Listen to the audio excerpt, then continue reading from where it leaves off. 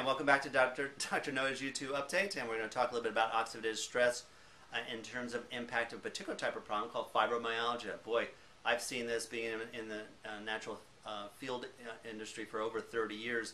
This has gone all over the map like that. Originally, because it's a syndrome, most drug doctors can barely focus on one drug, one problem. So if you come in with lots of different problems, what they always do is blow you off. Oh, well, you know, and it's mostly women as we'll talk about, oh, go see the psychiatrist.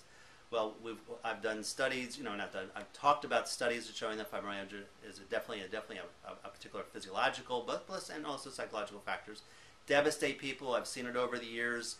High-powered attorneys, doctors, high professionals like that, burn out, develop fibromyalgia and chronic fatigue, which kind of goes along like that, and once again become total invalids. I mean, they're just totally incapacitated, totally disabled. So big factor like that. Once again, drug companies have nothing and drug doctors have nothing to do for it, except just once again throw lots of drugs. Great success in my practice and other people over the years there.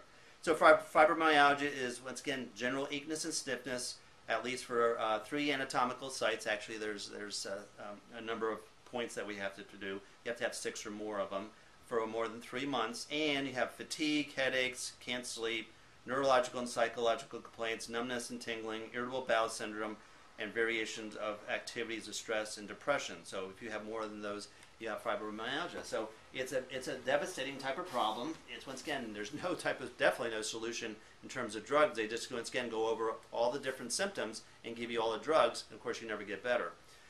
So unfortunately, I go through the science. What does the science say? Well, oxidative stress, as we've talked about many, many times, over 200 diseases. Fibromyalgia is a big factor. Free radical and antioxidants in primary fibromyalgia. This was published in Rheumatology International Drug Journal, and they discuss that increased free radical levels are responsible for the development of fibromyalgia. Did you hear that? Maybe, could be. Let me see what my drug rep tells me and gives me a kickback so I can go to a nice little vacation paid for by all the drug companies before I kill my patients. Read it again. Increased free radical levels are responsible for the development of fibromyalgia. Thank you.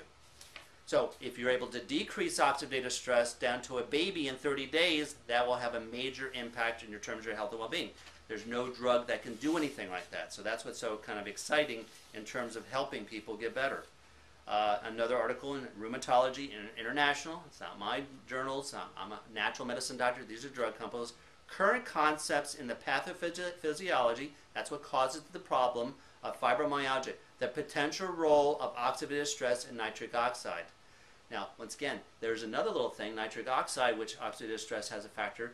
There's another product that Cindy and I and other people know using arginine, special blend from a doctor here in the Bay Area that works great for nitric oxide. So those are some of my tools that I use for fibromyalgia, and they get better because, yeah, I do the science. I read the science. The scientists say this helps.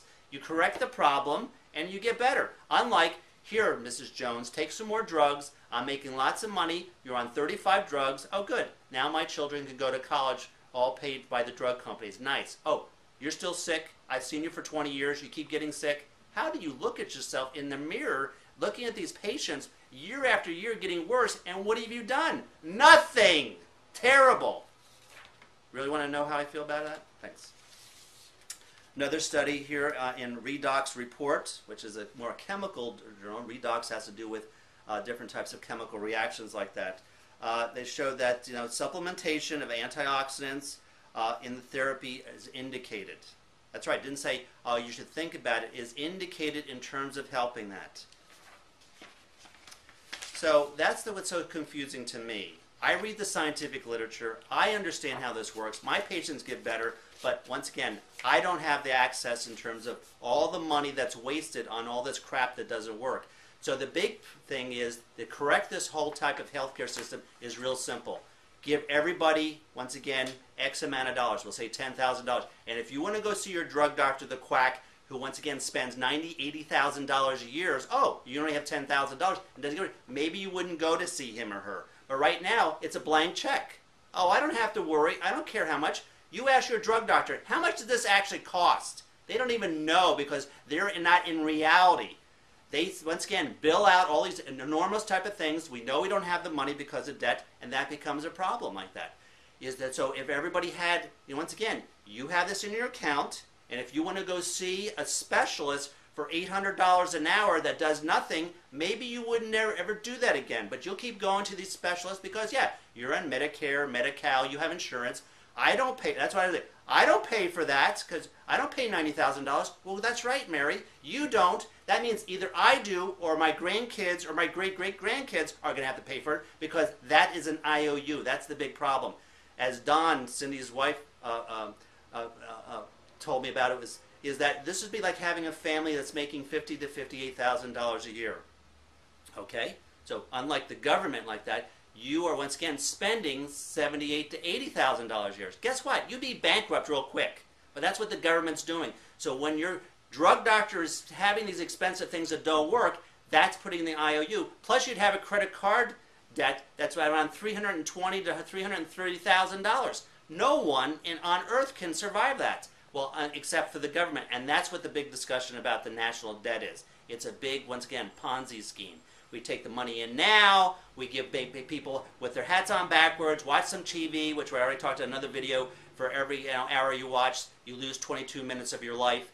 Watching that kind of garbage that has no benefit, and then you're just happy. You vote for these criminals that say, yeah, hey, we'll keep doing this. So that's what the real cause of the healthcare crisis is that people don't have any type of concept of how much it costs. It doesn't really matter if it works because everyone's all doped up. So it doesn't matter if the common drunk down at the bar who's drunk all the time like that, tragic. That's what everybody else who's on medication. That's what drugs are. Alcohol and a pill. It makes you drunk. Sure, when you're drunk, all your problems go away until you wake up the next morning with a hangover. That's side effects for the drug, and it doesn't get to the cause of the problem and causes more problems. So make me the czar of health, and within 24 hours, health and prosperity will happen in terms of the healthcare system. Vote for me. Thanks.